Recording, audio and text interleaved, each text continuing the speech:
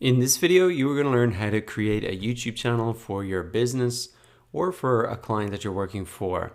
So the first step is to come over to youtube.com and log in with your personal Google account. So this would be the account that you personally use to log into your Gmail or other Google products. Now, if you don't have a Google account, you can just search in Google, create Google account. And then you can create your Google account, open that up, and you just fill in the steps there with your personal details. Now, you don't fill this in with your company details because you actually create the channel for your company here inside your personal account. So once you're inside YouTube and you've signed in with your personal account, you want to come down and then click on settings. And down here, you want to click on see all my channels or create a new channel.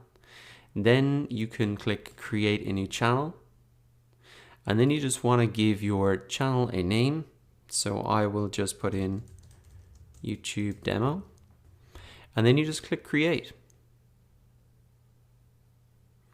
And it might take a second to load up here, but there we go.